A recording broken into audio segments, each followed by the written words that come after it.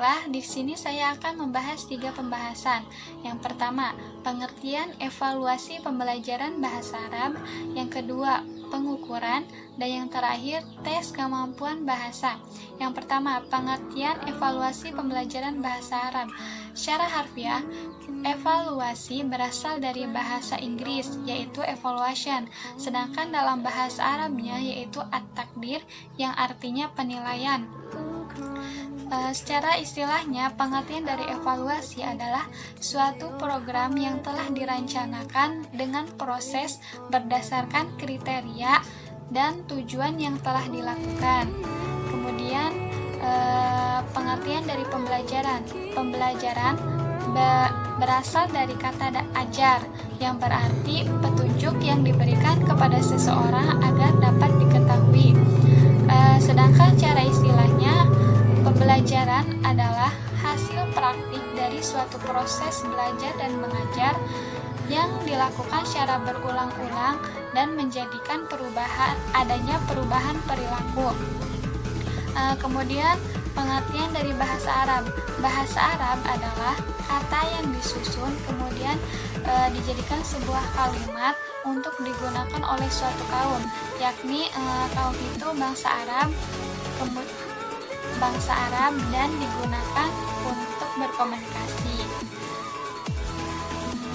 Dalam pengertian luasnya, evaluasi adalah proses merencanakan, memperoleh, dan menyediakan informasi yang sangat diperlukan untuk membuat suatu alternatif keputusan. Oleh sebab itu, evaluasi merupakan kegiatan atau proses yang sengaja dibuat untuk memperoleh informasi atau data untuk kemudiannya membuat suatu keputusan sampai sejauh mana tujuan pengajaran bahasa Arab yang telah dicapai oleh siswa. Nah, evaluasi juga merupakan tahap akhir dari suatu proses pembelajaran untuk memperoleh hasil pembelajaran yang telah dilaksanakan. Jadi, evaluasi pembelajaran bahasa Arab adalah suatu kegiatan mengumpulkan informasi atas suatu proses belajar dan mengajar bahasa Arab yang dilakukan secara berulang-ulang dengan cara penilaian yang berdasarkan kriteria dan tujuan yang telah dilakukan. Dalam menyusun evaluasi pembelajaran bahasa Arab, guru ataupun dosen dituntut untuk serius dan mumpuni dalam teori ataupun praktik, karena evaluasi adalah salah satu komponen pembelajaran yang sangat vital dalam kegiatan belajar dan mengajar. Nah, selanjutnya kita ke pembahasan yang kedua, yaitu pengukuran. Dalam bahasa Inggris yang kita sering kenal yaitu measurement. Adapun dalam bahasa Arabnya yaitu muqayas, dan ada pendapat lain yang menyebutkan itu mikyas ataupun kias, yang dapat kita artikan sebagai kegiatan yang dilakukan untuk mengukur sesuatu. Nah, mengukur di sini pada hakikatnya yaitu membandingkan sesuatu atas dasar ukuran yang tertentu. Nah, secara istilahnya, pengertian dari pengukuran atau measurement adalah suatu kegiatan untuk mendapatkan informasi ataupun data secara kuantitatif. Dengan pengertian lain, suatu usaha yang dapat mengetahui keadaan sesuatu yang hasilnya dapat dikuantitasikan. Nah, kemudian pengukuran dalam kegiatan belajar dan pembelajaran adalah suatu proses yang membandingkan tingkat keberhasilan belajar dan pembelajaran dengan ukuran yang telah ditentukan secara kuantitatif. Selanjutnya ke pembahasan yang ketiga, yaitu tes kemampuan bahasa. Tes adalah sebuah alat ukur. Nah, evaluasi pembelajaran bahasa Arab juga dapat dilaksanakan melalui tes. Pengertian tes sendiri yaitu tes merupakan salah satu upaya terencana yang digunakan oleh seorang guru untuk mencoba menciptakan siswa dalam memperlihatkan prestasi mereka yang berkaitan dengan tujuan yang telah dilaksanakan. Kemudian pengertian dari tes tata bahasa. Tes tata bahasa merupakan suatu tes yang mengukur kemampuan seorang siswa untuk menggunakan tata bahasa mereka dengan benar ataupun tepat. Di dalamnya terdapat 4 keterampilan seperti istima, menyimak, kalam atau berbicara, kemudian kitabah menulis, dan qiraah yaitu membaca. Nah, tes tata bahasa dalam bahasa Arab disebut sebagai tes qawaid yang di dalamnya difokuskan pada pembentukan kata atau sorof dan pembentukan kalimat yaitu nahwu. Untuk menguji kemampuan seorang siswa pada aspek tata bahasa dapat dilakukan dengan 10 cara. Yang pertama, substitusi kata atau al-istibdal. Nah, di sini siswa diminta untuk memberikan kata yang sebanding yang ada di dalam kurung. Nah, kata yang sebanding di sini seperti kata yang bersinonim ataupun dalam bahasa Arabnya yaitu al-muradif. Contohnya seperti kata sinonimnya dari kata nadoro yaitu ro'a yang artinya melihat. Kemudian cara yang kedua yaitu kalimat dengan pelengkap struktur. Di sini guru menyediakan kalimat-kalimat yang di dalamnya itu terdapat kata yang dihilangkan. Nah, kata tersebut harus diisi oleh siswa untuk menjadi sebuah kalimat yang lengkap. Nah, di sana siswa diminta untuk menggunakan kata-kata yang tepat untuk menyempurnakan kalimat tersebut. Kemudian cara yang ketiga yaitu menggabungkan atau al-damaz. Nah, di sini guru menyediakan 2 kalimat tunggal. Kemudian siswa diminta untuk menggabungkan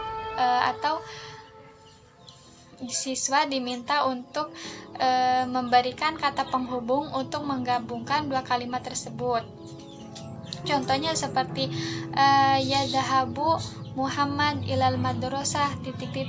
yadkhulu ilal fasal. Nah, contohnya di sana seorang siswa harus memberikan kata penghubung yang dapat menghubungkan 2 kalimat tersebut menjadi kalimat yang tepat.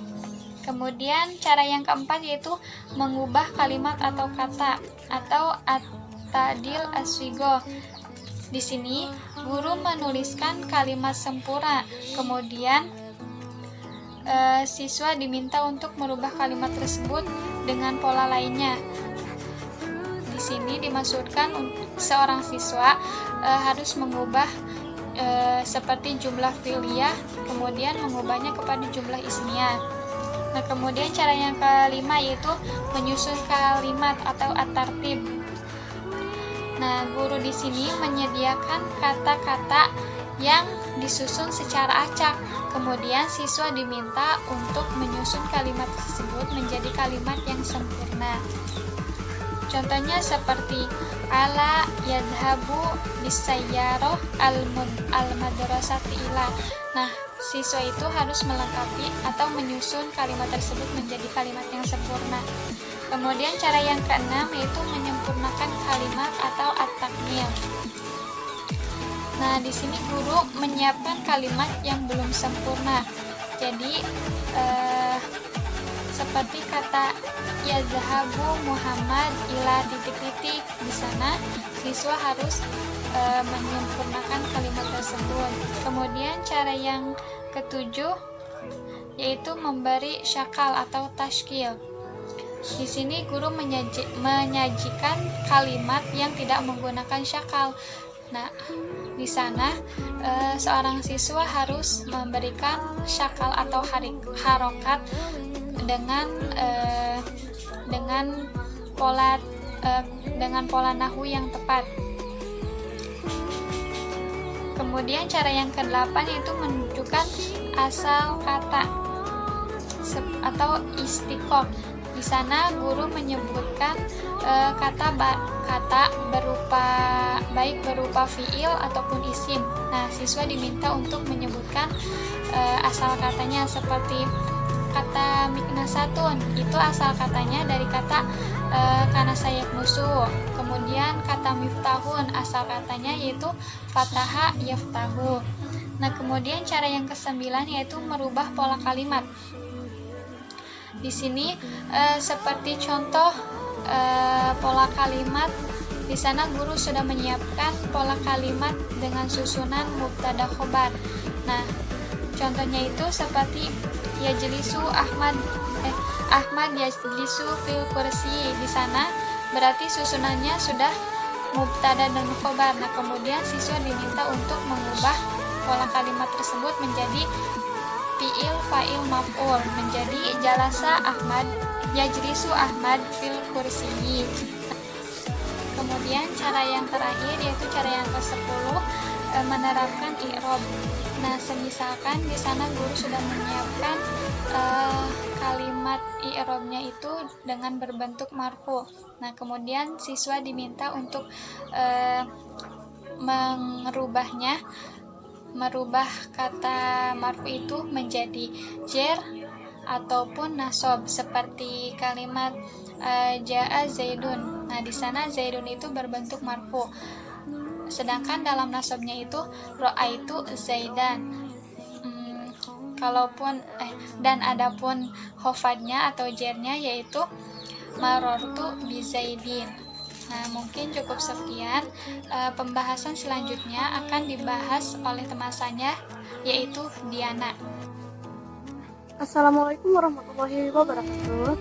Saya Dianawati, rekan dari Rina Herianti yang sebelum video ini menjelaskan tentang materi pengertian, pengukuran, dan juga tes kemampuan kebangsaan tentang evaluasi pelajaran tersebut.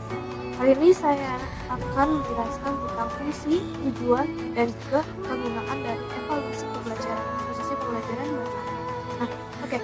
Nah, seperti yang diketahui, bahwasanya evaluasi itu merupakan bagian yang tidak terpisahkan dari suatu pembelajaran, khususnya pembelajaran bahasa Arab.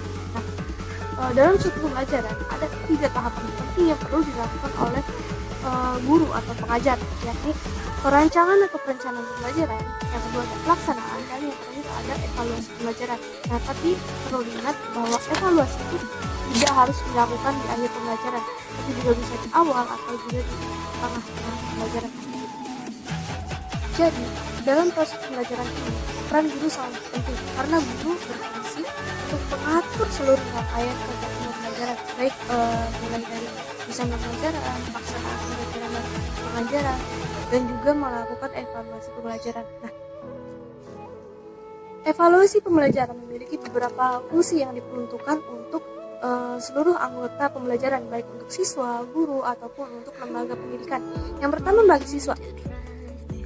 Bagi siswa, fungsi evaluasi adalah untuk mengetahui tingkat kemajuan belajar seorang siswa, untuk memberikan semangat dan dorongan belajar siswa, dan untuk memberikan pengalaman belajar bagi siswa. Yang kedua, untuk guru. Untuk guru yaitu fungsinya untuk menyeleksi dan mempersiapkan keberhasilan seorang siswa, untuk memotong metode belajar dan untuk memberikan pedoman belajar untuk siswa. Dan yang terakhir, fungsi evaluasi bagi lembaga pendidikan yaitu untuk mempertahankan suatu mutu pendidikan dan standar pendidikan yang ada di sekolah atau lembaga pendidikan tersebut, dan untuk menentukan atau menilai ketepatan kurikulum yang diaplikasikan dalam pembelajaran tersebut. Kemudian ada fungsi umum dari evaluasi pembelajaran. Yang pertama, evaluasi ini berfungsi selektif, artinya dengan adanya evaluasi ini, guru akan bisa menyeleksi atau mengadakan seleksi bagi siswanya. Contoh tujuannya adalah untuk menyeleksi siswa yang berhak mendapatkan beasiswa atau menyeleksi siswa yang berhak diterima di sekolah tertentu.